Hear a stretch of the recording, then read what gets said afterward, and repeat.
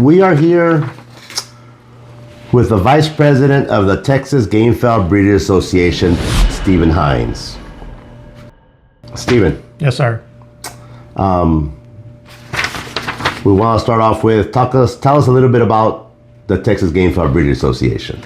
Okay, the Texas Game Fowl Breeders Association was created in 1977 because of the passing of the Animal Welfare Act.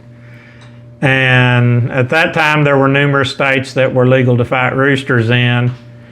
And it was created as some sort of a mechanism to defend breeders and give people the right to keep their fowl and breed them because the legislation was eventually going to come to where you couldn't even own them. So that was one of the reasons that it was created, as my understanding. But in 1977, I was probably 13 years old. So it was created before I was an adult. 46 years ago. Yeah. What has the purpose changed? Yes. The ideas. I know an organization is an organization run by groups, by a board of directors, and depending on the board of directors, which direction it goes. Tell us a little bit about which different directions it has taken over the years from 1977 to 2020. Well, I mean, an organization has to change with the times, in my opinion. Everything I'm telling you is my opinion.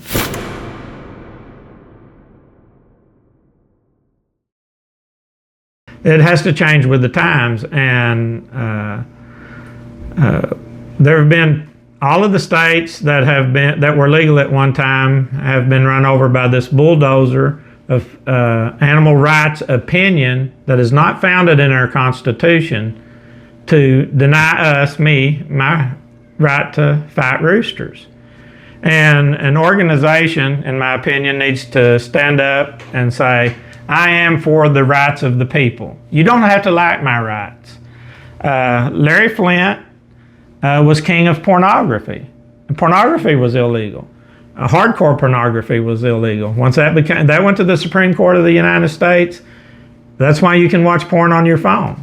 It's none of my business what you watch on your phone, as long as there's not a person or a victim, cutting someone's head off. As long as there's not a victim, it's none of my business what you do. And the total misconception of the public is because the animal rights have painted cockfighters in such a negative light that as soon as you say cockfight, all these negative images come up. There's nothing I can do about that. I was born and raised in a cockfighting family. My father fought roosters. I've been around it my whole life. It was never forced on me. When I was in my teens, I didn't go to all the fights my father went to, and then I went when I was a kid, didn't have a problem with it. In my teens, I kind of slacked off. And then before I graduated high school, I was going, it was something I could talk to my father about and we could relate to that. My father was a natural born cockfighter. He knew as much about a gamecock as any man alive. I learned a lot from him. And one of the things I did learn from my father was set in his opinions, but his opinions were 100% right all the time. He could not stand a bureaucrat telling him, you can't do this, whether it was trying to transfer a car title or anything in his everyday life dealing with the state of Texas, and they go, you can't do that. And he goes, why can I not do it? Because I'm a bureaucrat and you cannot do it. I have say over your constitutional rights, is the way he took it, and he could not stand that. So I've learned that from my father. His name was Hinds. That you have rights. Okay, no one has to agree with you, but you have rights. And if you don't want to go to a cockfight, don't go. But I don't have to live under your opinion. Your opinion is that it's wrong. Okay, my opinion is it's what I enjoy, it's my right. Let me have it. Don't force me out of it. something, you're not harming anybody else. Yeah, no one is Right. harmed. Yeah, and you have to understand that animals are created for a purpose, either whether you believe in God or not. God, the way the Christian upbringing I had is God created man, gave us dominion over the animals. And it was God who created the gamecock. It was God who instilled the fight in the gamecock. Now, I mean, you can look on YouTube all day long and watch animals being killed by other animals. And now the federal government, the state governments are trying to force this Disney concept that animals are little fluff puppies all day that don't kill each other into law and force us to live under it. Okay, I totally disagree with that. Do I own the rooster? The question is, do I own the rooster? Or does your opinion have more authority to tell me what to do with my rooster? Okay, I'm over here on private property. I'm going to a private event. And you don't want me to go over there. Okay, so we do have a thing in this country called the Constitution. And according to it, under the Fifth Amendment, if you, for the public good, do not want me to go to a cockfight, and you're going to take that right away from me, then under the Fifth Amendment, you should compensate me for it. Why do I have to live under your opinion? Okay, it looks good, it sounds good, it gets politicians elected, lots of money are raised on feelings, but I don't have to live under your feelings, I don't have to live under your opinion. I want to fight roosters. I want to fight roosters legally. I've fought roosters legally most of my life. That has been taken away from me, and it's all based on opinion, and I don't want you to do it. It's not rooted in the Constitution. It's 100% illegal. And by that, saying that as illegal, it is the Supremacy Clause of the United States says any law, code, or even a city ordinance that is against the Constitution is as if it was never written. That is Marbury versus Madison from 1809. It is a United States Supreme Court ruling that was unanimous that said Congress cannot pass a bill, turn it into a law that is against the Constitution. And yet the entire system now is set up against the Constitution. So it's my right to own my property. It's my right to harvest it the way God created, the way George Washington, Abraham Lincoln, Thomas Jefferson, Andrew Jackson did. They fought their roosters. Why do they get to fight their roosters? And then 11 years ago and 15 years ago in Oklahoma, 11 years ago in Texas, it becomes illegal for me to do what I've been doing. Before it was legal, and now it's not, and it's all based on opinion. Okay, you don't want me to go to a rodeo. So my question is, why can someone go into a pornography theater and I can't fight my roosters? You choose to go where you want to go. Why do they have rights and why do I not? And if you're taking my rights away, why am I not compensated for it? And I'm very hard-headed on that. I mean, unfortunately, I was busted in Lampasas, given a spectator citation for being at a cockfight. I was invited down to Karnes County, Texas, was charged with intent to fight roosters there. And with the backing of the TGBA, it's what has the TGBA ever done for anybody? Under Steve Perry's president and leadership and of the board of directors and of the people that actually joined the TGBA now are the ones that helped finance me to go to, I did it pro se. Janet Fisher of California helped me. She helped write the documents for me. Entirely, it's all on me. They're not lawyers and they're not to be in trouble on it. They helped me. Janet Fisher, B.L. Kozad arguments, anyone that's listened to B.L. Kozad's arguments is what I used. Now, they said that I did not follow their rules of procedure. And so they threw my case out. And they gave me some BS ruling on, now I think my First Amendment and my Fifth Amendment takings clause, which is, and I should find it, it was a pure communist decision by a federal court that said everyone who owns property in the United States realizes they own property basically for the good of everyone else. That's bullshit. I don't own my property for the good of everyone else. He said that it's just little strands of rights. They only took one little bitty strand of my right away. And I go, well, okay, it's like being pregnant. Either you're pregnant or you're not. Yes. If you took a right away from me, the Fifth Amendment says I should be compensated for it. Let me take a little step back. Yeah, I'll get fired up. Tell me a little bit about, because this is for non-game felt people and game felt people.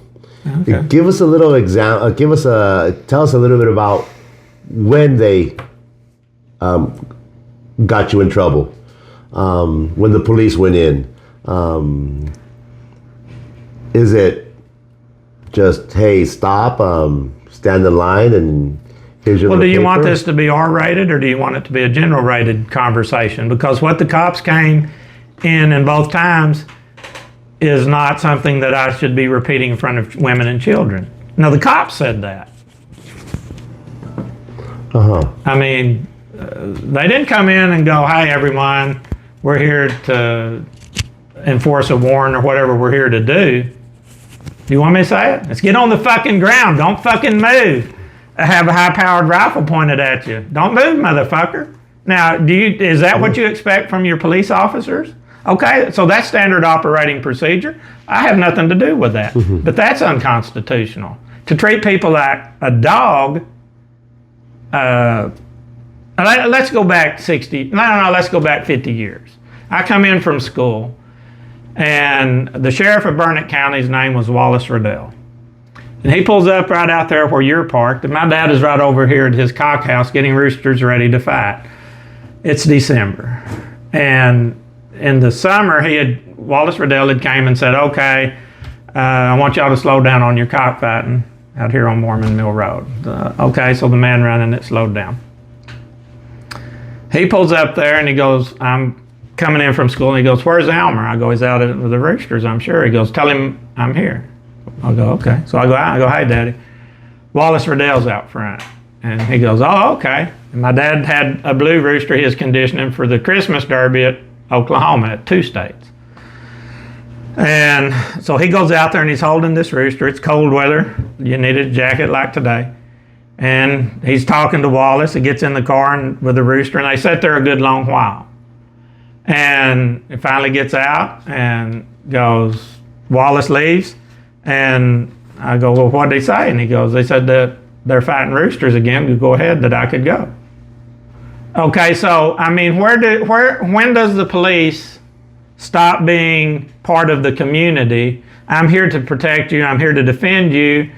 And then all of a sudden it becomes them versus us, and you're nothing but a number. It's not, I'm going to enforce this law even if it's unconstitutional. I'm going to get you in the system. I'm going to screw you over your whole life because that's my job. That's not what the Founding Fathers had envisioned. That's not the way Wallace Riddell policed Burnett County. He was the sheriff. He has a record of being the longest serving sheriff in the Texas history. The people of Burnett County liked him. That was in the 70s, probably 70s? 73, around 73. And this recent occurrence with you. Oh, that was, okay, in Lampasas. Give us a little example in terms of what was different. I'm going to bitch at Lampasas, okay? Lampasas was like 2016. My dad died in the October 31st of that year. We got busted like June. And my dad dies. And Lampasas County confiscated his gavs and kept them even though the man is dead. Now, if you can square that with the Constitution, I don't believe that's what George Washington had in mind, that 200 years later, a county of Texas can say, okay, person, you're charged with this. We're taking your stuff without a legitimate search warrant. The sheriff, the prosecuting attorney, and the entire friggin' state of Texas conspires against my dad to keep his property. And so, okay, my dad dies October 30th of 2016, and right before the Thanksgiving, they send him a citation saying that you were a spectator at a cockfight in June, and they're going to prosecute him. They call up and go, "Where's Elmer?" I go, "Well, take that up with him. My dad's dead." And to steal property, if that's what this United States of America has come to, where the government can steal property from a dead person, George Washington would puke. I have rights, my father had rights, and the entire system is just feeding itself on corruption.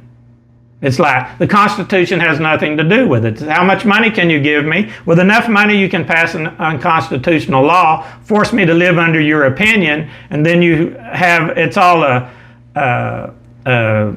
conspiracy, because everyone that is controlling you is in the same little group.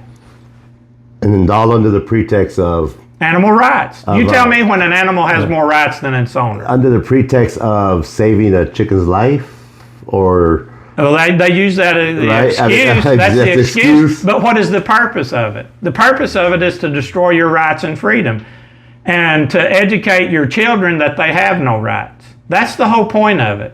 So if you can convince the dad that he doesn't have the right to own his property and fight his roosters, and they go, well, the kids coming up go, it doesn't exist, there is no right.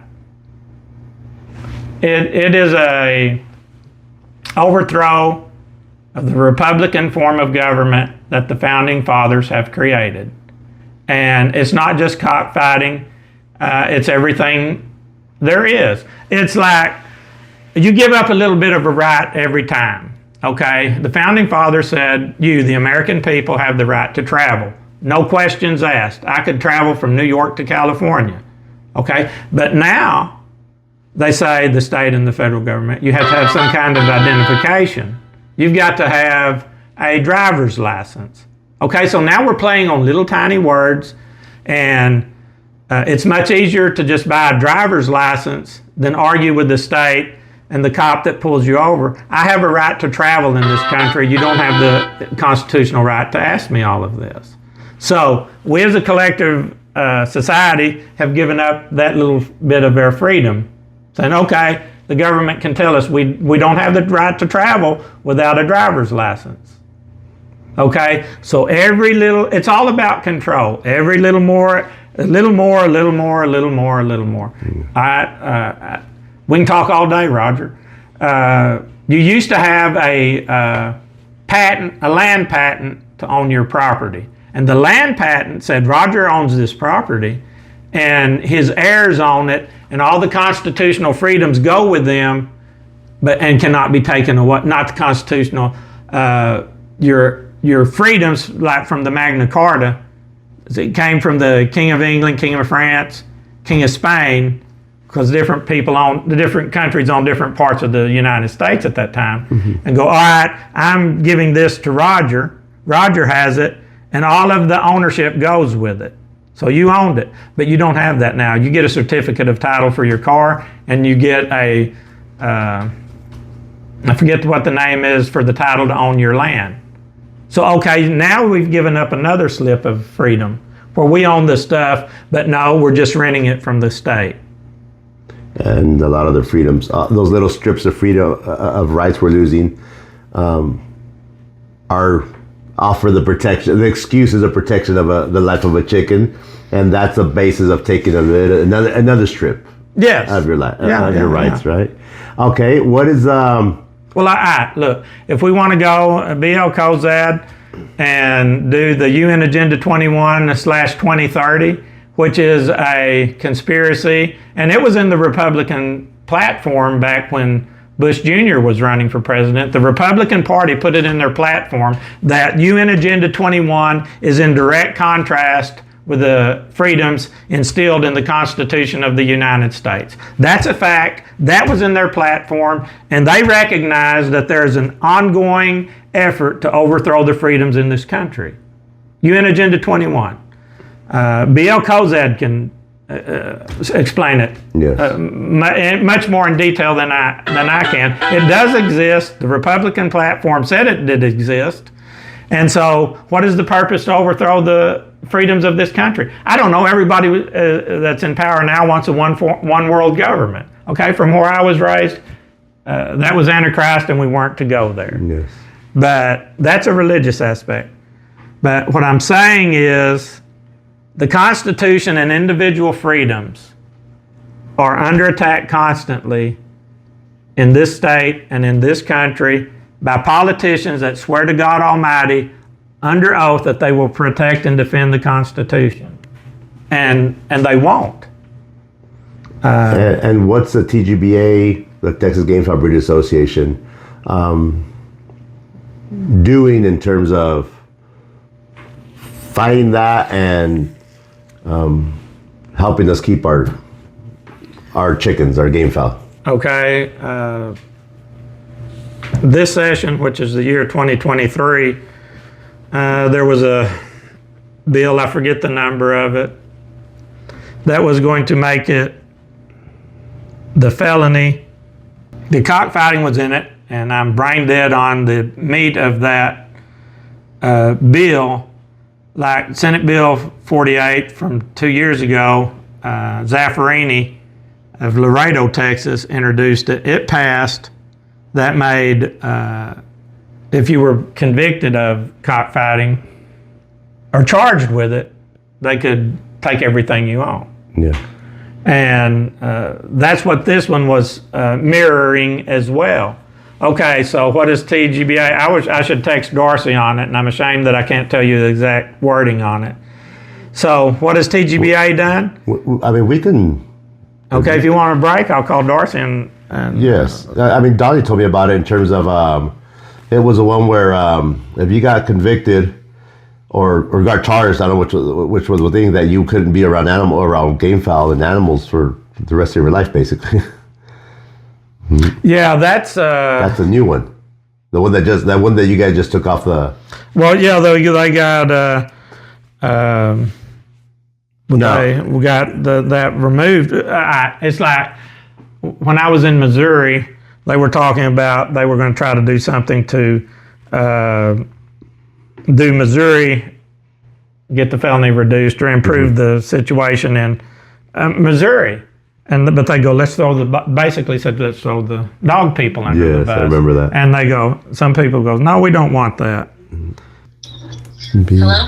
Hello, Donnie. I'm being interviewed by Samuel and Roger, and I'm stuck on the bill that we got cockfighting removed from. What was the name of it, or what was the guts of it? I can't remember the exact name of the bill. That Eddie Morales actually had put an amendment to remove cockfighting from it. But what was it doing?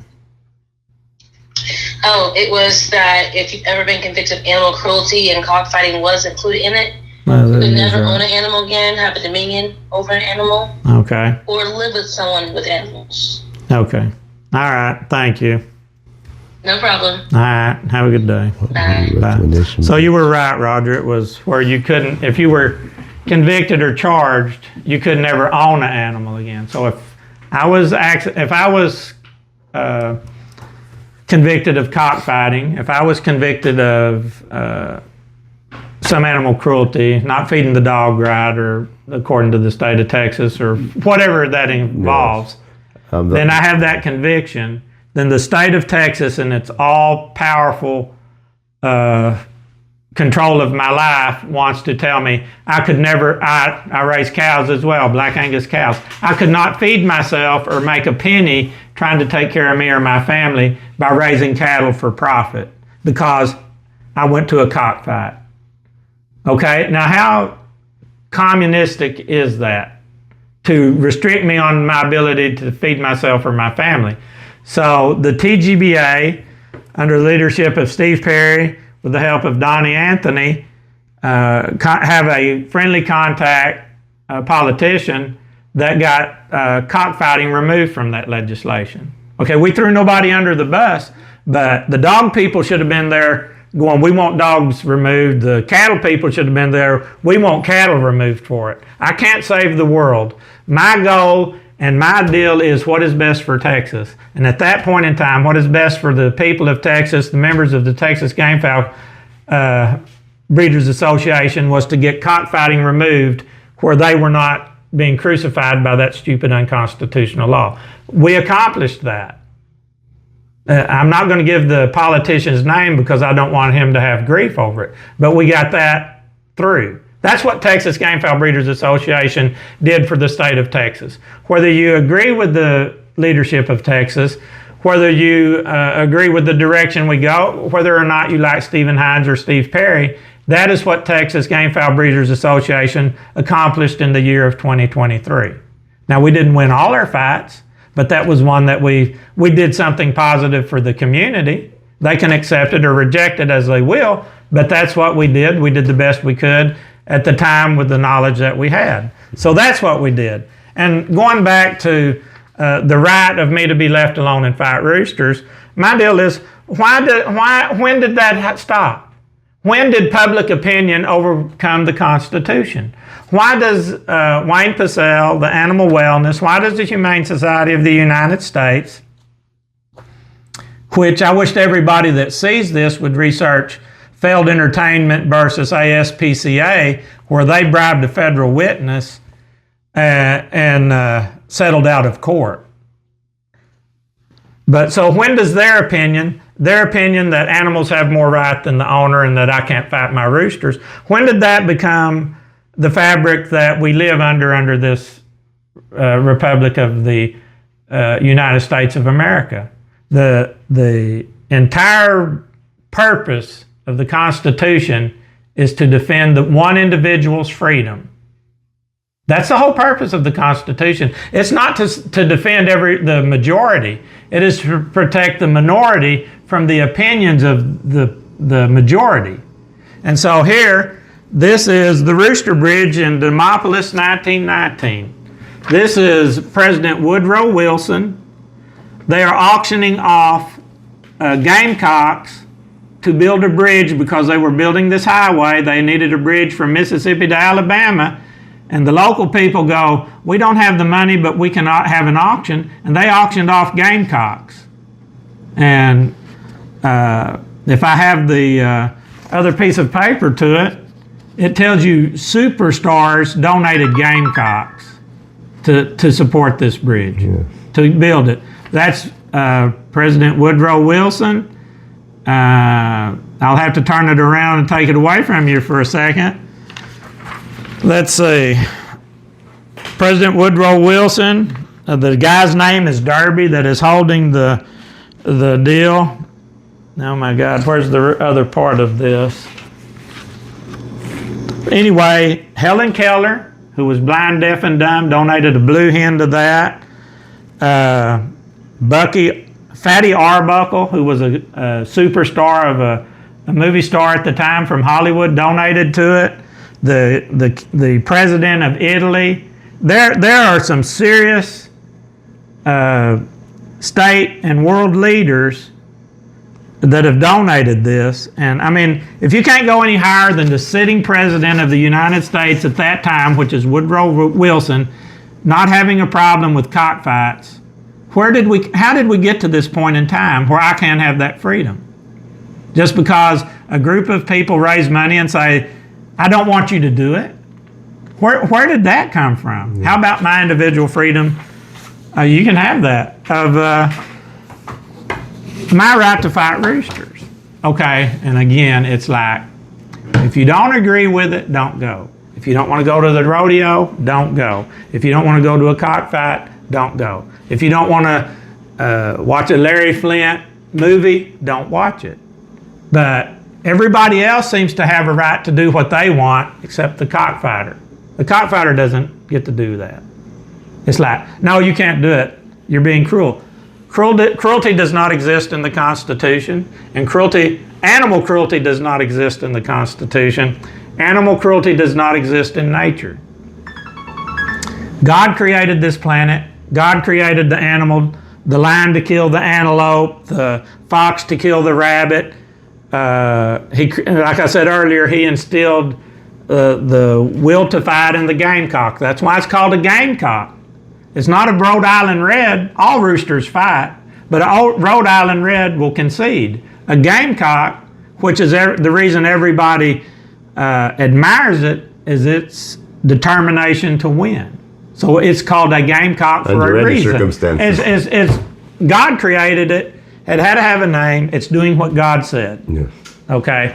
And if you don't like me raising them, then they're going to become extinct. Where's the intelligence in that? I mean, Yes. and now we've gone from not just outlawing cockfighting, we've gone to where you don't even want, the state doesn't even want you to own it.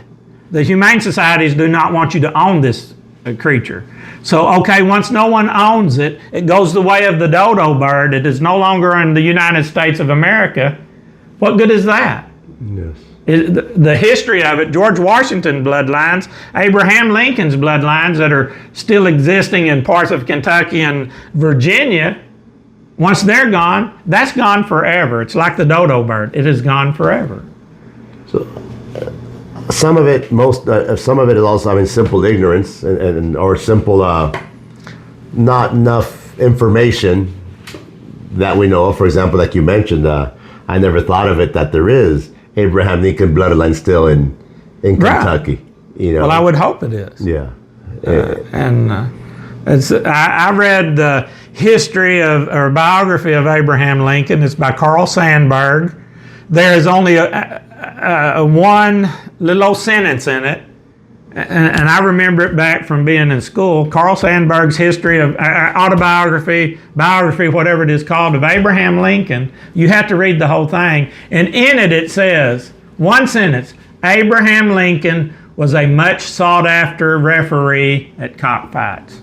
And then it goes on about the other great things that he done in his life. Okay, so if he got that one sentence from Carl Sandburg after his assassination, like 60 years later, whenever Sandburg writes his biography, he was a cockfighter. Yes. He had no problem with it. So I just don't understand why the cockfighters, and when I say cockfighters, I'm talking about legalized cockfighting in the past. I'm not advocating anybody doing anything illegal. But why cockfighters cannot pull in the same direction is beyond me. And, they slice it right down the middle. We can only go up for breeding, and we cannot go over to the cockfighting side. It is called redress of grievance to the government. If you don't know what that is, everyone needs to self-educate. I don't like book learning. I've self-educated on my rights for fighting roosters. Everyone needs to self-educate. Redress of grievance. Where do you think that comes from? Why do I have the right to sit here and tell you all my opinion and express my opinion and not go to jail for it? Because it's the First Amendment. It's my right. I have the right to redress my government to say, hey, this is wrong. I am in the minority. I want my rights. And I'm not the one that took an oath to God Almighty to defend the Constitution. It's every politician that is taking my rights away from me that did that. And it's not just the politicians. It's the judges. The judges say it. They have to swear an oath to the Constitution. And yet they're all bogged down in protecting the judicial system, the corrupt American judicial system that feeds on money and feeds itself by putting more people into the grinder, taking away their rights, taking their money under bogus unconstitutional laws. That's 100% Steven Hinds' opinion, but I think George Washington would be on my side than he would on the other. Yes. Why people are still fighting and arguing amongst us as a group, I don't understand that. I'm for legalized cockfighting and redressing it. What is what you just mentioned? What is the difference in opinion that causes these arguments that between ourselves? What is the difference between game fowl? Some people don't want legalized cockfighting. I firmly come to believe some people on their side do not want legalized cockfighting. And all I can do is whenever Steve Perry became president of the Texas Game Fowl Breeders Association, it had like $1,200 in it and the bank account, and there was maybe there was less than 18 active members. Okay? It had a black eye. Everybody goes, the money stole, the money stole, the money stole. The money is always being stolen by the Texas Game Fowl Breeders Association. People love to spread that rumor. Okay? I don't know. I'm not saying it was. I'm saying people did what they could at the time. But I'm saying from the day Steve Perry became president of the Texas Game Fowl Breeders Association and the day Steven Hinds became vice president, those two men have not stolen a damn penny from the Texas Game Fowl Breeders Association. In fact, Perry has put more of his money into it than any member that ever existed in Texas. Yes. But we want our rights back. There are groups that don't want their rights. I'm vocal about it, and so I come off as gruff and offensive. It's not my nature. I would like to be left alone, be able to go to wherever I find a group of people that I like and attend my legalized cockfighting and be left alone. That is what I want out of this earth. I don't know why I cannot have it. I had it at one time, and that is the only reason that I'm doing anything I do for the Texas Game Fowl Breeders Association.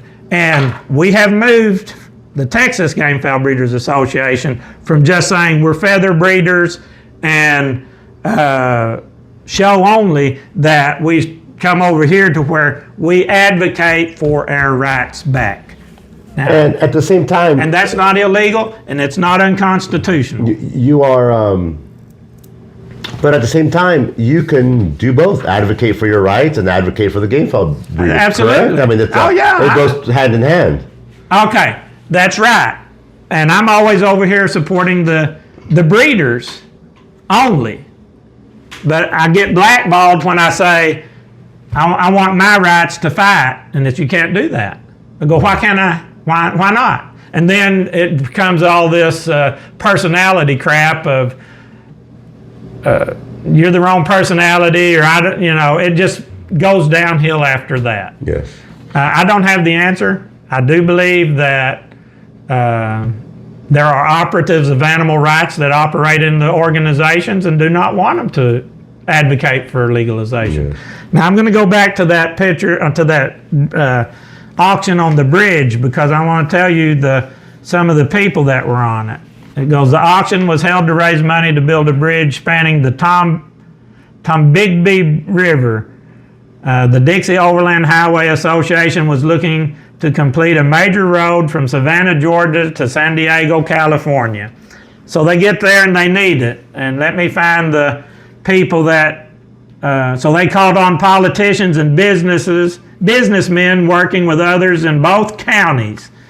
Derby, who was the man that organized it, the famous two-day event, working with Alabama Senator, they convinced President Woodrow Wilson and Prime Minister of France, Georges Clemenceau, Great Britain's David Lloyd George, and Vittoria Orlando of Italy to donate roosters. Roosters were also donated by General John J. Pershing, Hollywood personalities Roscoe Fatty Arbuckle, Mary Pickford, Helen Keller sent a little blue hen, a rooster named Bob Jones, which served as a model for auction publicity, was named for the famous evangelist. So even the religious people, Bob Jones got a rooster. It sold for $7,500 in 1919. That's one thing I've noticed. And so, okay, if a politician was to do that now, Yes. the outcry against it would just be out there. And so, okay, did you let them have it, or do you just stand your ground and go, my right, I'm helping on this bridge. Y'all can stand over there and protest against it, and we won't have a bridge. But why does it always have to be them and never my side? Yes. Yes, and I've always had the thought. Now that I've been to a couple of different places, different states. Every organization has their way of thinking and their route, their way to what they're doing. But I do notice there's a lot of If you disagree, it's anger. I'm of the thought that, Texas has got its own thinking. Might be different, might be the same as others, but no reason why we should hate each other. We come from the same roots. Every organization has a different idea, a different process, a different thing they're doing, whether it's, whether I believe it's correct or not. If I don't support them, doesn't mean I have to hate them. Right? Well, I would agree with that. I don't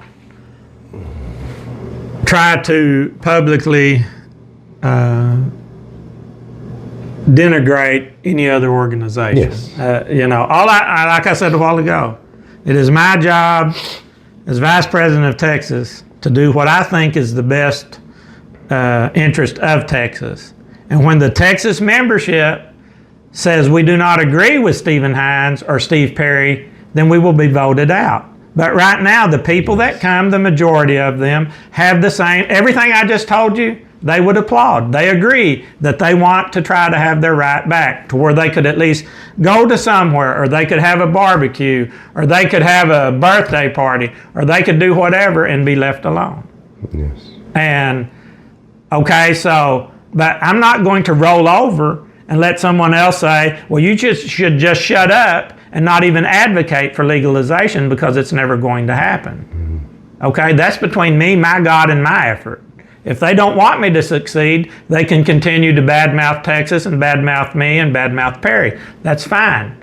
Everyone has the right to do it, but the proof will be in the pudding. It will be, what has Texas done compared to whatever any other organization has done? And I'm not ashamed of anything Texas has done. I think Texas has done a lot.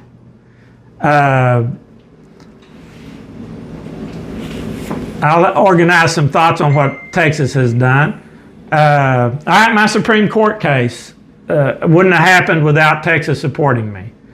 I get up and I ask people, will you donate money? Texas, God bless Texas and the people that have been members of Texas, because I did it pro se. I used B.L. Kozad's arguments. Texas didn't have the money to hire an attorney, and it was probably part my fault because I wanted it done my way. And I'm kind of hard-headed on wanting it my way. So I do want it my way. I want my freedom, and I want my arguments argued. I don't want them watered down with bureaucratic or lawyer legalese. I want it point blank, straight to your face. Do I, Steven Hinds, have any rights? And was any of Steven Hinds' civil rights violated in this raid or in my charges? Black and white, yes or no? Steve Perry, with the help of the Texas Gamefowl Breeders Association, has helped. When people call and go, I have a problem, let's do city codes, city ordinances, come up and tell people, you can't have chickens anymore. Okay, the people call us. We don't ask, are you a member of the Texas Gamefowl Breeders Association? We go, okay, this is the information we have. It has worked for other people. You are welcome to it. And we're helping a gentleman in South Carolina. And Texas Gamefowl Breeders Association paid the $300 to have his cease and desist letter typed up and written and sent to him. We did that. Now Texas may not, they may go, oh, we didn't charge him for it. No, Texas did not charge him for it. Texas has not charged anybody. What Texas does, if Texas sees an injustice and they say, please help me, Texas tries to help people in Oregon. Got 58 felonies dismissed from a father and dad. All bogus, totally bogus. But like I said a while ago, once you're in the corrupt judicial system, they keep you in the meat grinder. Now that was Texas Gamefowl Breeders Association. They help in different states also. That was with help of the money donated by the membership and the RAOA. Okay, RAOA was not in Oregon, but RAOA has helped in the South Carolina, in Texas, and Georgia, I believe. Okay. I'll Well, call him, supposedly, now, this is what that Dwayne guy was telling me, you know, that you guys were supposed to hire a lawyer and never no, did. that's a goddamn lie. Yeah, I don't know. But I mean, that's what I was telling you. I'm going to solve that right now. I tell everybody. No. We're not hiring a lawyer. We don't have the money. Yes. But what I'm getting at is that's why I tell you we have to get this information out there. Because, because the lie, hey, it reached me. I don't want to. I'm not going to spend the rest of my life I understand. trying to prove that the bullshit the other side is saying is bullshit. But we're not using it as bullshit. Steven. Hey, Brian, hang on. Hey, I'm at a church event, man.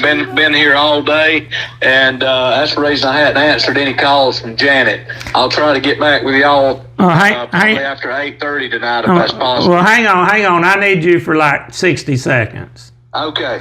Okay. Did the TGBA ever tell you we were hiring you an attorney? Do what now? Did the Texas Game Fowl Breeders Association ever tell you that we were hiring you an attorney? No. Okay. I heard that y'all was supposed to help me get one.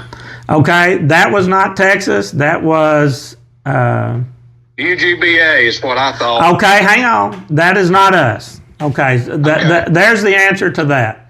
Okay. Do you feel left out and mistreated by Texas? No. Okay.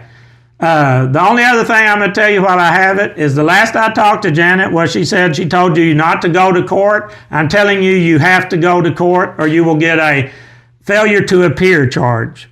Exactly. Okay, that's all I've got to ask you right now. Yep. I've done got an attorney, and I'm going to have to go to court to get them to stop. Right. Well, Yep. has Texas charged you any money? Do what now? Has the Texas Game Fowl Breeders Association sent you a bill for any money? No, sir. Okay, thank you. No, somebody said that they have. That is the rumor that we promised to hire you an attorney and that we've totally left you high and dry and that Texas is worthless. That you guys haven't answered his phone calls. And that we don't answer your phone calls. That did not come from me, sir. Okay, No. that's fair enough. Good enough. Okay. Thank you. Yep. Bye. You're welcome. Bye. Okay. I'm going to tell you the answer on answering the phone calls. Yeah. I represent the Texas Game Fowl Breeders Association. Yes. I am a mailman. I raise my roosters. I raise some black Angus cows. I do a lot that You got a life. A little lazy. I have a life. Yes. For whatever reason, we had agreed that we would have a conference call with Brian every Tuesday. Okay, so we're at this clusterfuck in Kentucky, and we don't get to make it one of the Tuesday calls because I damn sure didn't feel like it. I had a headache and go, we can do it tomorrow or next Tuesday, we'll be fine. And so we canceled. And then he canceled one on us. But I'm not offended that he canceled. It's like life goes on. Yeah. I cannot make every conference call as I promised. So okay, that's it. But I will tell anybody that is looking at this that Texas has nothing to be ashamed of. And if any of the rumors are true, whoever is saying it needs to put that person in front of a camera and say, Texas has done something wrong to me. And I'm telling you it's not. And if it is, we'll work it out. But if there's a person that Texas has harmed and promised to do something, that person needs to have the guts to stand up in front of us and say, Texas has cheated me. And that has not happened.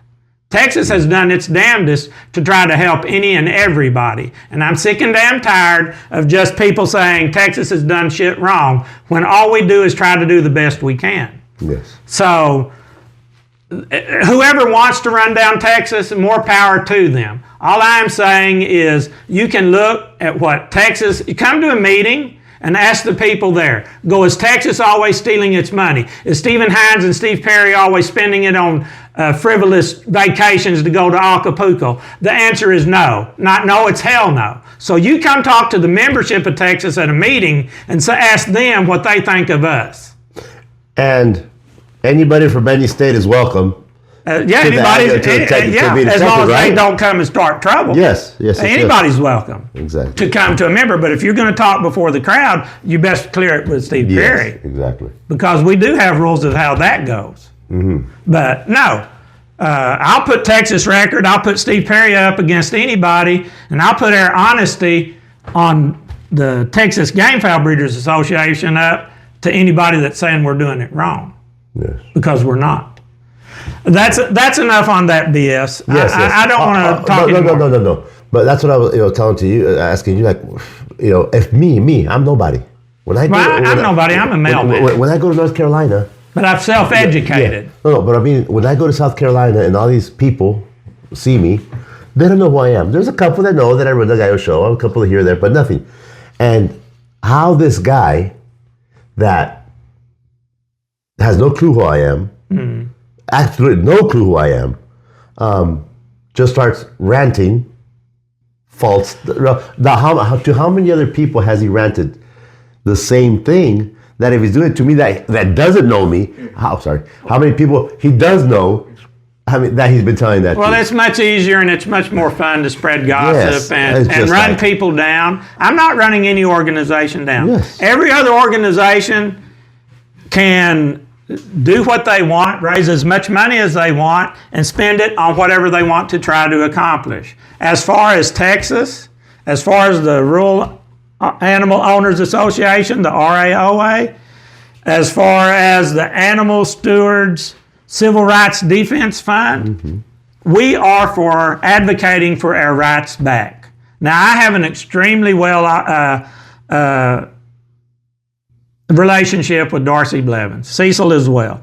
I have a very good relationship, extremely good relationship with Jim Demerol. He is the Animal Steward Civil Rights Fund. Darcy is Kentucky. I have an extremely good relationship with Elizabeth Turner of Ohio. Those people don't hate me. Those people don't think that Texas is doing that bad. And I'm not going to throw any of them under the bus. All I've ever got from Darcy was help. That's all I've ever got from Darcy. It's all I've ever got from Elizabeth Turner. If Texas ever had a problem, if Texas ever had a question, legal, whatever, I call them and go, what is your advice? And they would help. We had a director that was helping us do our Texas auctions online. He goes, I don't want to do it anymore. Okay, I'm 62 years old. I couldn't care less about knowing how to do the cell phone. So we're dead in the water. And Darcy, God bless Darcy Blevins. Darcy Blevins goes, I'll help Texas put together an online auction. And she helped us put on our online auction, 2 years ago. All I've got from Darcy is help. All I've got from Elizabeth Turner was help. All I got from Jim Demerol was help. Okay, Texas does not get along with the direction of the national organization. There's no hiding that. Texas voted to leave and we left. The last two conventions, Texas, Kentucky, Ohio was informed. If we wanted to do anything for legalization or redressing that, we should start our own organization. That is why the RAOA became into existence. That happened in January. So we're 10 months later. That's what happened in January. Okay. So the RAOA is pretty young. Yeah, so it's just getting started. 10 months. And we had some big name people supporting the RAOA. And for whatever reason, they decided that they didn't want to be part of it anymore. And if people think that the money was stolen by us, then we can have an audit and see if any money was stolen, because it wasn't. Yes. And everybody, I mean, if you're more comfortable supporting some organization, please go and support them. At least you're giving them some support, but don't trash us for what we've done. We've done nothing wrong. RAOA has done nothing wrong. Animal Civil Rights Stewards have done nothing wrong. TGBA has done nothing wrong. We were told to start our own organizations and advocate for our own freedoms. That's what Texas has been doing for the last 10 years, and that's what Texas will continue to do as long as Steve Perry and Steven Hinds are in charge of it. And the minute that the membership of Texas does not want to advocate for our right to fight roosters legally, then they can vote us out. And it's not the RAOA. What has the RAOA done? Let's talk for that. Let's try to move to some positives. In the 10 months it's been Yeah, in 10 existence, months. 10 months. Yeah, in 10 months. Compared to other organizations. We had some high-name men, breeders donate us some money. We've raised some pretty decent money, I think, for us. Since January, we give out information on the seizure and searches and the city ordinances. And now we're back. It's going to be intertwined. TGBA, RAOA, the Civil Rights, Animal Steward Civil Right Defense Fund that Demerol is chief executive officer of that. We're trying to move into the modern day of doing things with QR codes, and I have QR codes for RAOA, QR codes for TGBA, and QR codes for whichever one I've missed, TGBA. But what has the RAOA done since January? Okay, we help people go say, hey man, if you're busted for whatever reason, if you're harassed for whatever reason, by city code, by the local deputy or what, and you're harassed and your civil rights have been violated, you need to document that. And it's not just with chickens. I mean, I have a friend in Oregon that was the same time that those guys were busted up there just for owning roosters on a tie cord. They seized his cats, and 8 years later, he's still doing it pro se in court, fighting for his cats. He doesn't do cockfighting, doesn't agree with it, but me and him are friends. I've helped him, he's helped me. I have made extremely good contacts and good friends going to the UGBA convention. I've met Darcy Blevins, Elizabeth Turner. Texas was helping in Oregon before we were ever even associated with the UGBA. The Texas left UGBA years ago, nothing to do with me. We went back and now we've left again. We've sent out letters to every sitting United States Senator and every sitting United States Representative. They got a copy of the Rooster Bridge, and the letter said, hey, when did those people have rights and when did theirs quit? There's like 8 bills in front of Congress right now that are horrible for people that own chickens. Not people that just own roosters, but people that own any kind of animal. That is extremely horrible. The federal government and the state governments are trying to micromanage you down to where you're just a slave or a serf on their plantation, and that's all they want you to have, no freedoms at all. They're taking the rights away from the dog breeders, from the horse people, from the cat people. Everyone is having their civil rights taken away. That's why RAOA and the civil rights thing is broad spectrum. So that every politician got a letter from us saying that, going, hey, we want our rights back. Woodrow Wilson here's advocating for a bridge to be built and raising money selling gamecocks. Leave us alone. Yeah. Give us some rights. And sometimes these representatives, these politicians, just need some facts to be on your side. There are some. Yes. I mean, if they don't have nothing to contradict what everybody else is saying. That's exactly right. You've hit the nail on the head. Mm-hmm. That if you don't tell them, they don't know you exist. Okay. And what in the 70s, early 80s, Warren Oates was in the movie The Cockfighter. Well, it's a movie. Part of it's fantasy, part of it's make-believe. There's a little bit of truth in it. But I mean, it's a nice movie. And Airside never stood up and was always ashamed of who they were. In my opinion, you know, we always took our hat in hand and was too embarrassed to do it.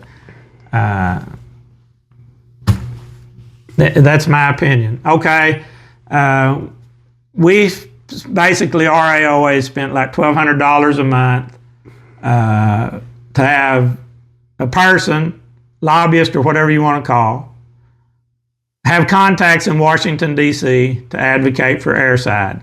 And the response we get back is, y'all are outgunned, you need more people up here, you need more money, you need more people advocating for your rights.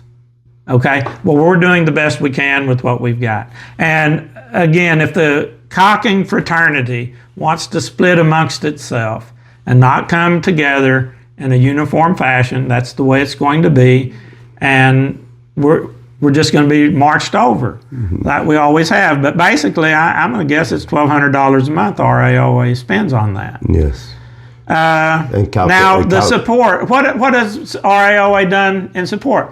I'm not prejudiced. I'm not saying Mexicans and white people are against each other. I'm saying the Mexican community supports us, and we try to support the Mexican community. When they had that big rally in Mexico, yes, the big march. The big march, they weren't marching for just, hey, let me breed my roosters. It's my understanding they were marching for their right to fight their roosters. Yes. Okay, so we have a representative that was from California that was going to go to the march. And he goes, I think it's $2,000. It may be $3,000, but I'm saying it's $2,000. And he goes, for $2,000, you can hire 2 buses, you can pay for some water, and you can get people on site at the protest. From different states. No, from Mexico. Yes, but from different states in Mexico. Different states in Mexico. To go to the state. To go to their capital and protest. Exactly. Okay, we go, hey, we might as well support those people.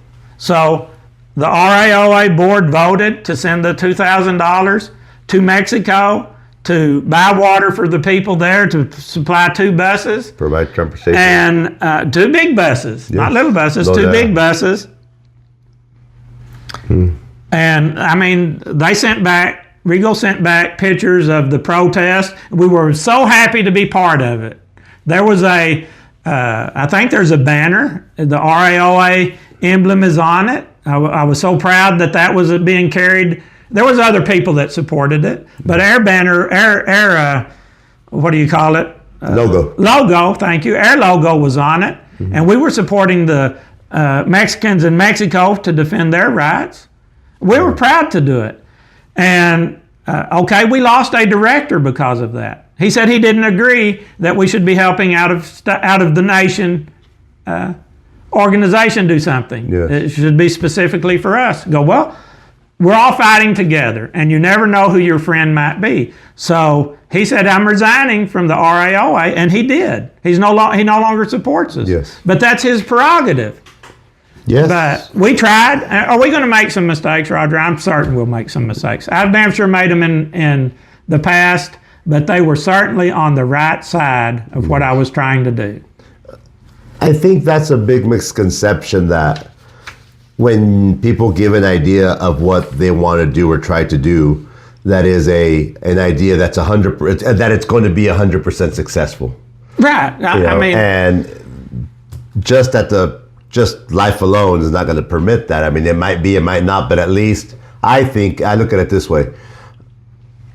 As long as we try and do as much as we can, let the chips fall where they may. You know, like I've told you, I'm not that smart. I can't keep up with all the stuff that's going on. What I do is I trust Steven Hinds, and I'm gonna support you, and whatever happens, good or bad, because I know who Steven Hinds is, and when he does, I know whatever happens, whether good or bad, if it's bad, it wasn't intentionally bad. Right. I mean, that's just the way life is, right? Yeah. I mean, for example, how many failures have there been from the associations since there was associations? Right. I mean, and you know, hindsight's 20/20. You can pick anything apart, but and with the world changing as fast as it is, you know, from back in the day to now with social media, technology, it's a whole different world. Politically, in the game file world, information. Well, it is hard to keep pace with it. Roger, it's either over, or we're going to have to start fighting as a group. And by fighting, I don't mean with each other. I mean against the politicians, Washington, D.C. and Austin, Texas, and every other state capital. I'm going to find it. There's a bill right now in Washington, D.C., there's like 8 of them. And this one is, and I wouldn't have this without Darcy Blevins. Darcy Blevins is signed up. She gets all the bills that are introduced. This bill, when I printed this a month ago, had 80 sponsors. Okay. As a group, RAOA, Animal Stewards, TGBA, Kentucky Breeders, Ohio, as a group, we're pretty well educated. We are kind of a force to be reckoned with on our knowledge, okay? You take one, it's like a 3-legged stool. You take one out and we fall over. You take Darcy away from us and we're not as quick on knowing the bills that are coming out as we would like to be. Perry's not able to do it. I'm not able to do it. Darcy is extremely well with it. So is Elizabeth Turner. They are both extremely well in helping us on information. Okay. And if anybody is listening, whether they are a breeder or whether they are advocating for legalization or whether they raise Rhode Island Reds or whether they raise Black Angus cows, whether they are a horse racer, whether they go to the rodeos, this is going to be the end of it all for everyone, not just the cockers, for everyone. And if you can believe that the politicians in Washington, D.C. are literally considering this, putting their name on it, and they are going to pass it unless we get our collective act together and get it killed, is they create it's animal fighting venture, no, it's the section 4, a civil citizen suit seizure. Okay, that means that the government is ceding its right to prosecute you. They can't prosecute you because you haven't done anything wrong, so they can't touch you. But they are creating a law that allows a third party that is not anything to do with government, an individual organization or an individual person. They are allowing them, they are creating them the ability to sue you for breaking a law. That could be your neighbor. Yes. That could be the animal rights yes. groups. That could be, how would I say it? That could be let's say that could be the Masons down the street, the yes. Masons Masonic Lodge, you know? It has nothing to do with government, basically anybody. No, anybody. It's civil, not criminal, yes. It's civil. It is, I am offended that Roger owns Gamecocks. He has them on those free range cords. He has them show groomed that we've been doing under the American Poultry Association standards for like the last 110 years. And that is my case against him, and I'm going to sue him for his property. Now the government is that is pure communism. It is the majority against the minority. It goes against everything this republic stands for, and yet Washington, D.C. is trying to get this passed, where they create a civil right to sue just because you own Gamecocks. You don't have to be convicted of fighting. You just have to be charged with owning them with the intent to fight, and then, okay, charges dismissed. But your lawsuit is still coming at you from a third party that has nothing to do with the government. Now that's in the FIGHT Act, and I believe that... And that right now is in... It's in Washington, D.C. It's House Resolution 2742 and Senate Bill 1529. Mm-hmm. One in each house, and politicians are steadily signing on to it. It's disgusting what is happening. And right now, that's where the RAOA is concentrated on at the moment, right? Yes, with that. We're advocating against it. Yes. Well, we are also advocating for Puerto Rico, Guam, Virgin Islands, and the territories to self-govern themselves and not have the federal government tell them that they cannot have cockpits in their territories. The Farm Bill 4 or 5 years ago, took away their right because they're a territory. You know, we all preach against imperialism. England was evil for all of the colonies. The colonies of the United States left England. We wanted our freedom. And yet, 200 years later, we have completely turned into a colonial power that tells the territories. They had legal cockpits in Puerto Rico for every county and at least 3 for the entire territory. Like 99, something like that, cockpits. And the politicians used the Farm Bill because of the animal rights group saying, we are offended by it. Let's put it in the Farm Bill where those people in the territories have no freedom.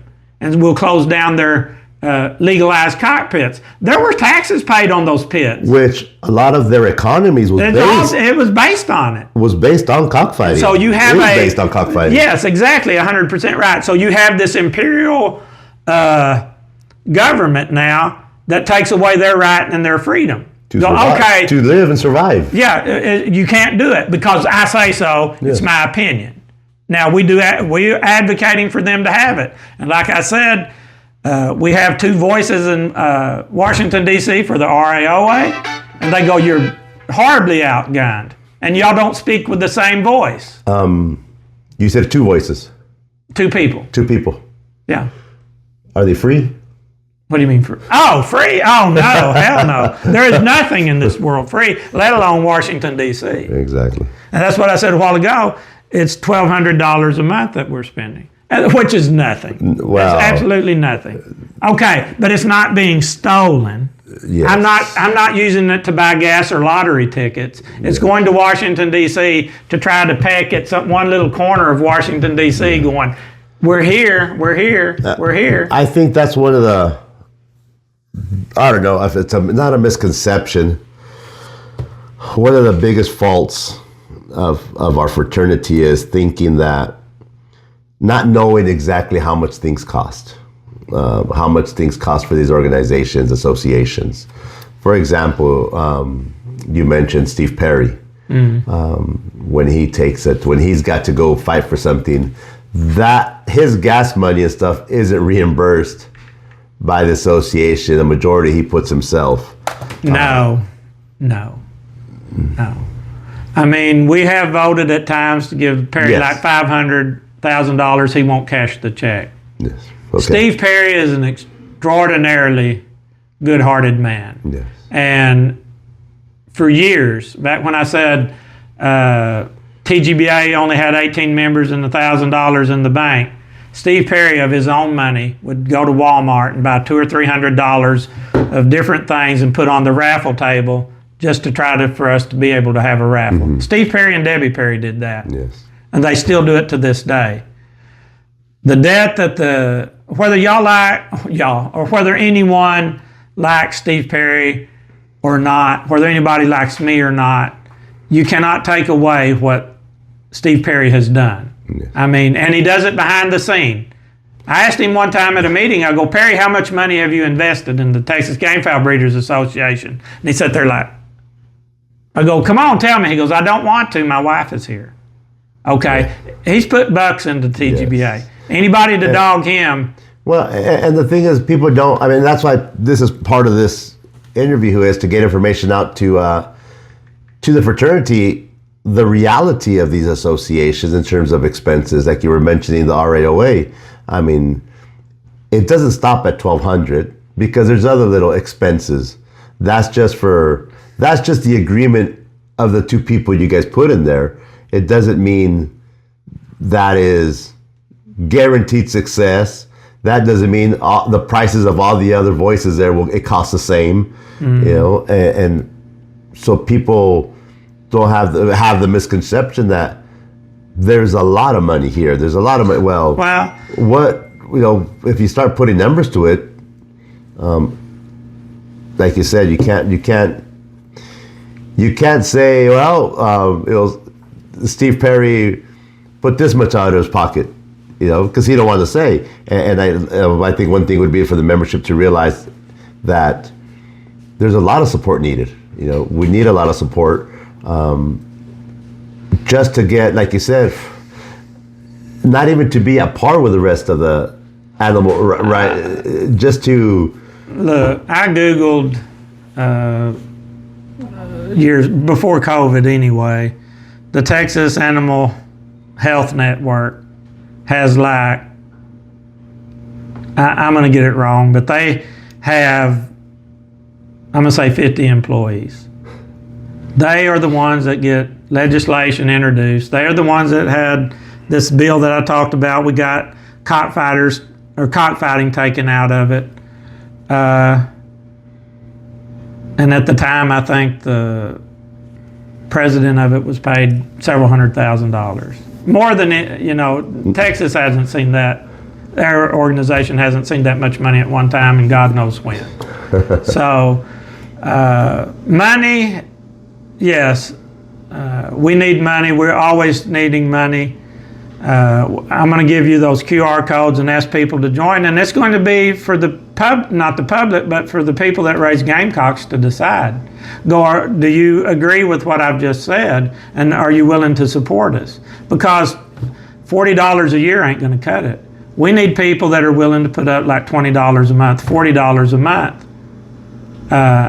and trust and believe that their money's not being stolen. And it's not. But if they are convinced that it's being stolen, then they should not send it to us, but at least don't say that the money is being stolen without proof. I don't know any other thing to say. The people that raise game chickens need to get involved and start coming to TGBA meetings and support us. Or else we're all going to go down together. Well, we'll all go down together. It's just how big of a fight do you want to put up? And it's, do you want to fight for the right to fight roosters? Support us. If you don't want that right, and you just want to show and breed them only, support someone else. I will support your right to do that, but I expect you to at least not trash me trying to fight for my right to fight roosters. But I'm going to switch over right quick to the animal stewards deal. That's created because Texas was told, go start your own organization. And so we're in the process of doing that. Jim Demerol, Louisiana is the chief executive officer of that. It's under the umbrella of the Texas Game Fowl Breeders Association. And it is for anyone, basically we're wanting to have a class action lawsuit. But in order to have standing in court, you have to be damaged. So people, the man in Oregon had 97 cats seized from him without a warrant, without a legitimate warrant. They took his cat food and bowls, and he's still in federal court arguing that he was been damaged on his own pro se. So it's my understanding a civil rights violation never dies. There's time limits on everything, but not on murder. You could kill someone and 40 years later they figure it out, you can be charged. Okay, if I stole a nickel and 40 years later they go, oh, well, the time has expired. The statute of limitations has expired. We can't charge you. You're still a thief, but we can't charge you. Okay. Civil rights violations are the same. If the federal government, if a police officer, if an individual conspires against your civil rights and your civil rights are taken from you or stopped and you are harmed, that never expires. And we have people that have had property seized, cars seized, chickens seized, that don't follow the Texas Health and Safety Code of Texas, where it's a civil rights violation. So we are raising money for that. And nothing's free. I know this can't be, a lot of people will already know, but all I can say is Texas Game Fowl Breeders Association, with the support of Darcy Blevins in Kentucky, Elizabeth Turner in Ohio, and even John Landolt of New Mexico, do the best we can. And we support everyone's right and freedom. That's why we supported the Old Mexico effort. Did the best we could on that. Like I said, not all of everyone agrees, but talking about Mexico, Yeah. You know, what would be a recommendation or advice that you would give a country that is at the moment legal, but having the battles with the animal rights that you guys had? Like I said, hindsight's 2020. Yeah. I mean, what would you? Well, on an international deal, Mark Marino from California is very beneficial to us on the international level. He has international contacts, is a member of an international organization, has helped us with some projects that we work on. Mark Marino from California. And, you know, like I said a while ago, together we make a pretty decent force to be reckoned with on knowledge. So every country is going to be different in what their constitution says, or if it's a dictatorship, you know, every country is going to be different. All I'm going to say is it is self-education. Everyone should self-educate and look at, okay, try what we are trying in a different way or a different angle. If your constitution doesn't specifically say do it this way, but let's all stand together. I mean, you know, if they're having issues, we should try to support them. But again, it's self-education, and don't be ashamed of who you are. Don't be ashamed of your heritage. Don't be ashamed that your granddad fought roosters. Don't be ashamed that your daddy did it. Don't be ashamed that you did it when it was legal. And I'm not advocating to break the law. I'm saying don't be ashamed. Go, this is my right. I want my freedom. And, you know, internationally, I think that would play anywhere in the world. Go, okay, I want to do this. It's not harming anyone. Don't make me do what they say because I don't agree with what they're doing. And basically, they're forcing their religion on you. They go, what you're doing, I don't want you to do it. And the First Amendment of the Constitution says you have the right to believe in your God. I believe in my God. I believe God created the gamecock. I believe he made it to fight. And the fact that it's been going on for like 5,000 years, I mean, the pyramids even have descriptions or hieroglyphs of cockfighting back then. So it's been in mankind for 5,000 years. Closing this out a little bit, give me a little basic information. How does one become a member of the Texas Game Fowl Breeders Association? Okay, we have created these QR codes. I'm going to give those to you. They're going to be posted on the Texas Facebook. Which is under TGBA? Yes. Texas Game Fowl Breeders Roger, Association. I don't do yeah, well, it is. social media that well. I'm ashamed to tell you that. I don't do a lot of social media. That is for people that do it modern. If you're going to do it the way Steven Hinds would do it, come to a meeting. We will be there with a membership form. You can fill it out. It's $40 a year. Or you can contact me or any director of TGBA, and we will mail you a form if you want to do it snail mail. Yes. Or you can contact Jose Moya by phone, by text, by email, and he is the man that takes the money, puts your name to it, sends you the card, and it can be the old-fashioned way. P.O. Box 9, Gillette, Texas, 78116.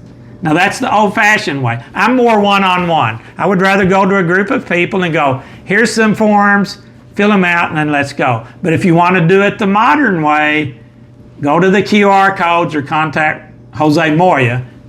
I'm not your best avenue on modern technology. Okay. And it's the same for the RAOA Yes. and the animal stewards, Yeah. civil rights. We'll put their information at the beginning, at the end of these videos. Kind of goes hand in hand, but let me ask you these two questions.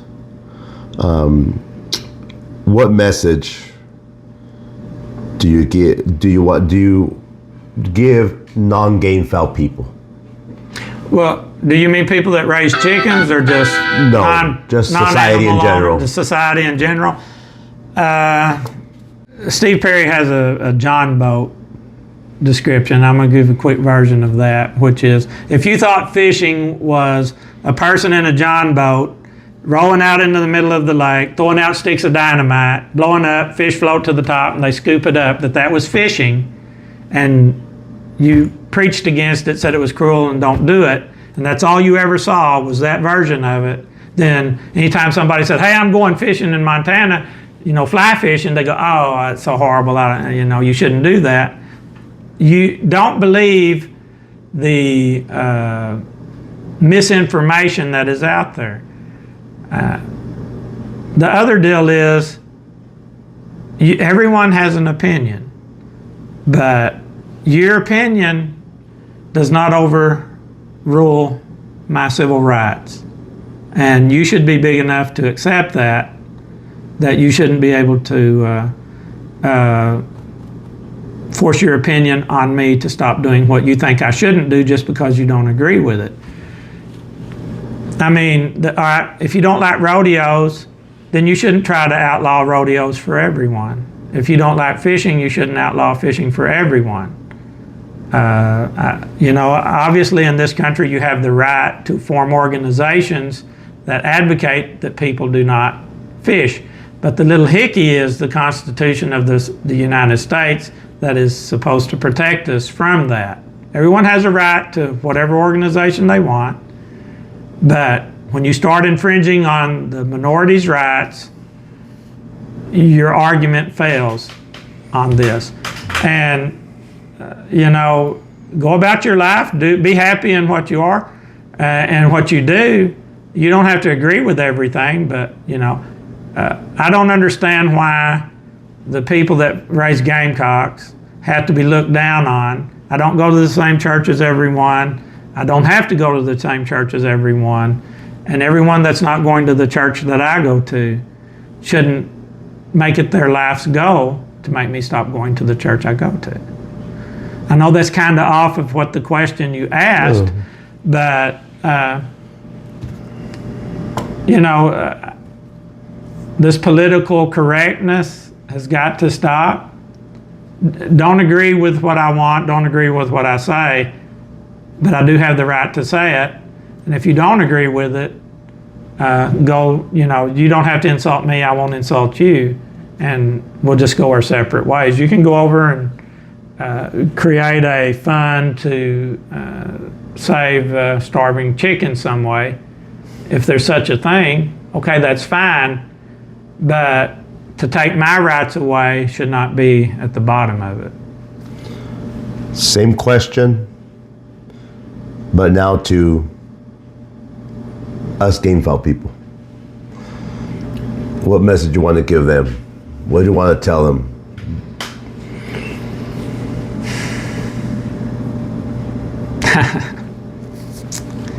Well,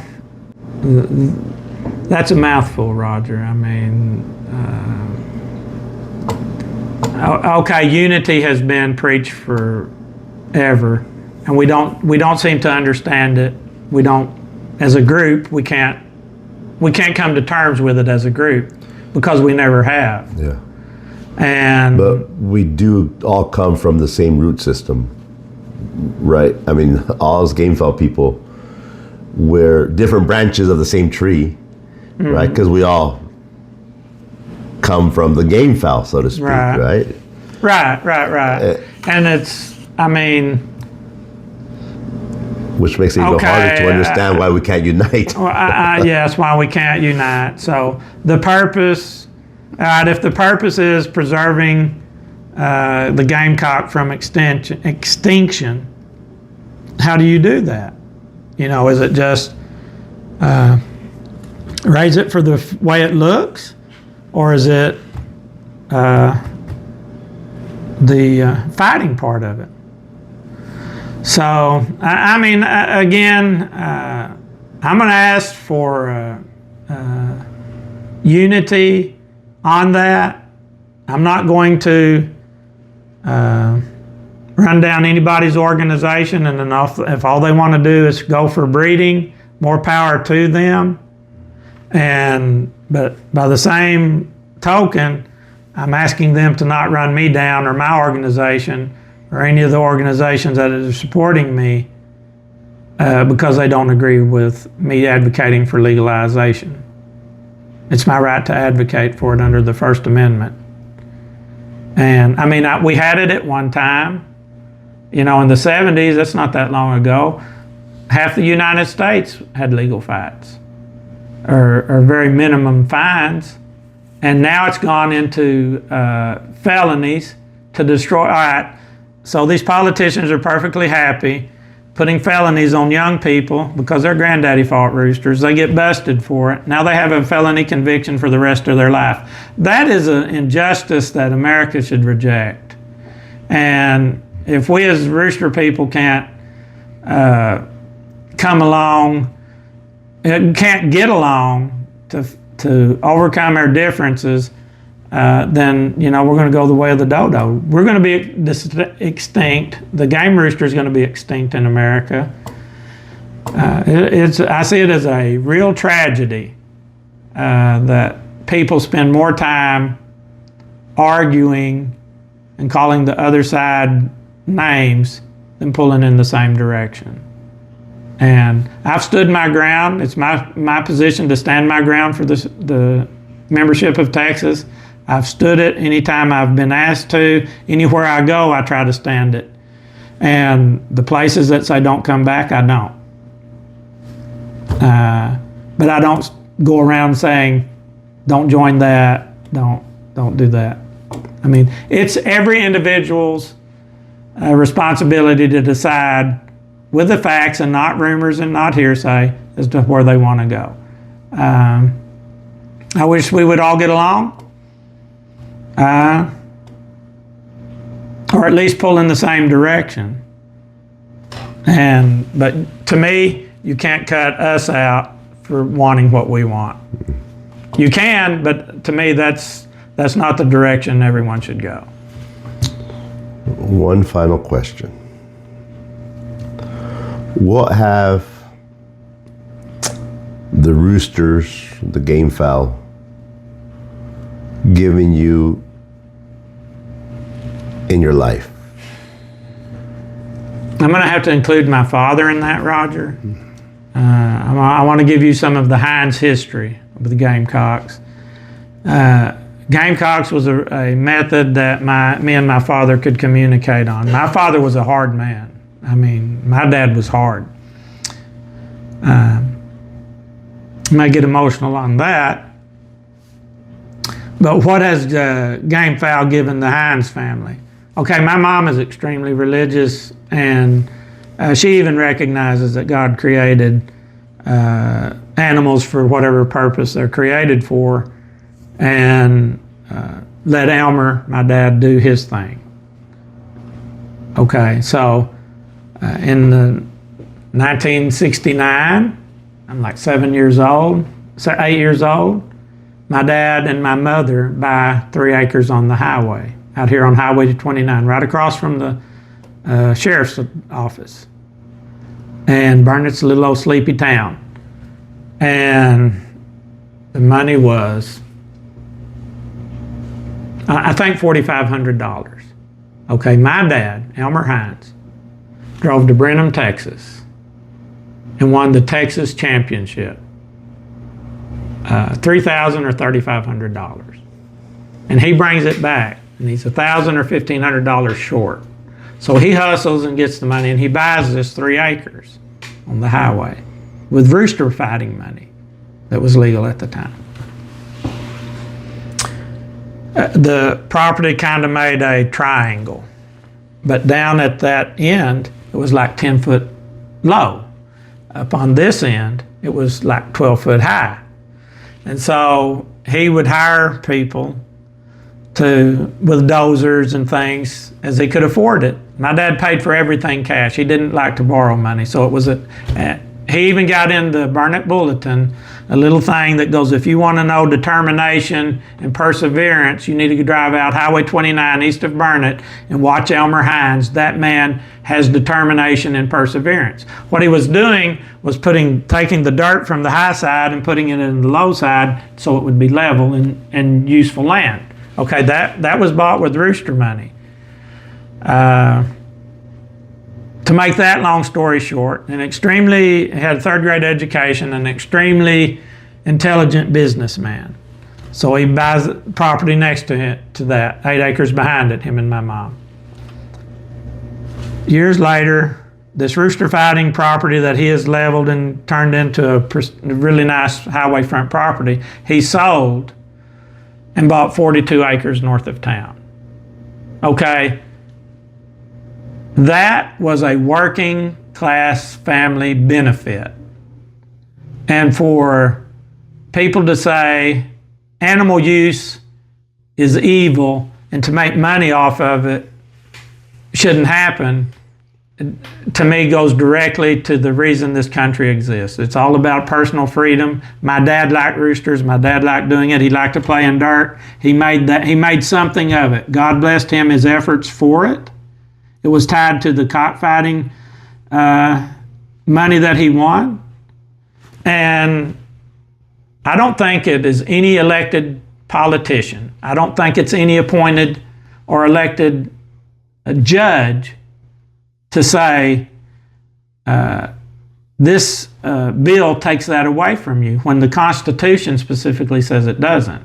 It is a most evil way to keep people down, by taking away their freedoms to use animals for their benefit.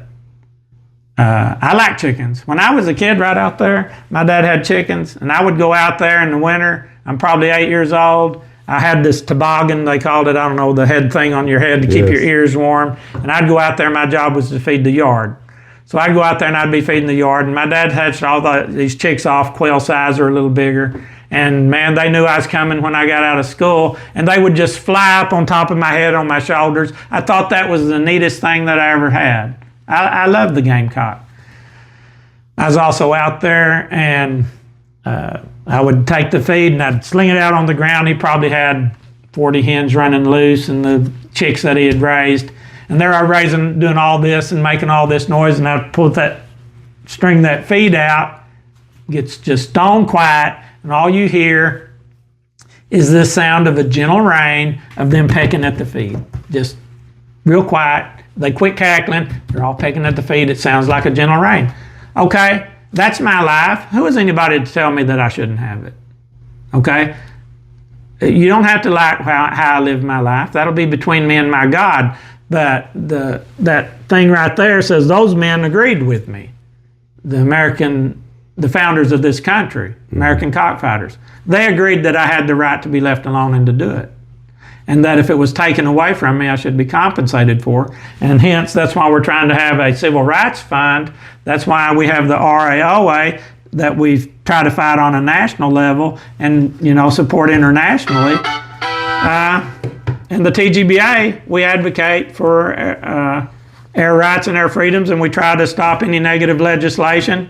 And we are always behind the 8 ball, because anytime it seems like we get started going, something happens and somebody wants to tear us down. Okay, if that's human nature, it's human nature, or if that is just specifically a reaction of the American cockfighter, I don't know.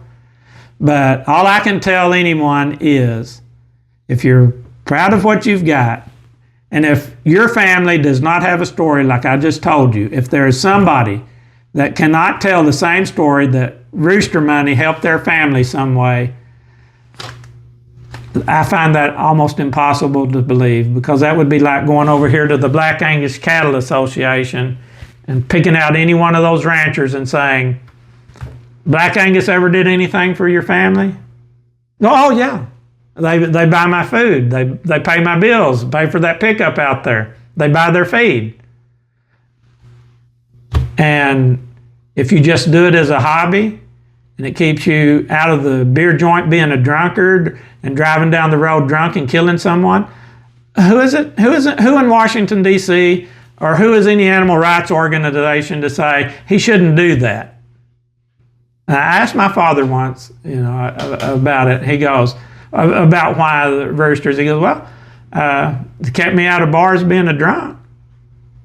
And my dad was he was a natural born cockfighter. I mean, he knew about game chickens from start to finish, Roger. He was extremely knowledgeable, just common sense man. I hope that made some sense of what I was trying to say. That the gamecock is very personal to me. It's very personal to my relationship of my life. And I believe that I only get one round on it.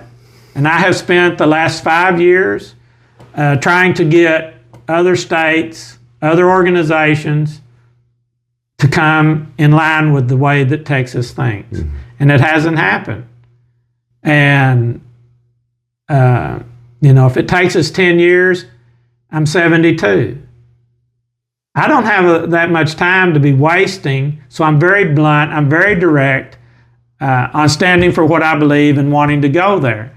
Now, if all we want to do as a group of people is just talk about how it was, then that's where we're at. Because if we do that, 10 years, 5 years from now, we're not even going to have the right to own it, and probably won't even have the right to talk about it because of these House Resolution 2742 and Senate Bill 1529, the FIDA Act, which is in Washington, D.C. right now as we talk. Right now as you and I sit here and do this little interview, the powers against us are walking the halls of Washington, D.C., advocating for this communist BS to take our right, our livelihood, and our freedom from us where you can't even own them. Yeah. And for someone to take everything you own just because you do. Either we're going to come together, Paine, the founding father said, united we stand, divided we fall. Okay, that's where we're at. Yes. And I don't know. I'm absolutely in favor of trying to restore my rights. The people that support Texas Game Fowl Breeders Association, the people that were in Gatesville yesterday support that right. Okay? Is it chaotic? Yeah, it's very chaotic. I mean, but each year we try to inch a little forward, forward. So I thank you and Samuel for coming. I mean, no, I appreciate it. We appreciate your time. I know that you thought a 15-minute thing was what it was going to be, but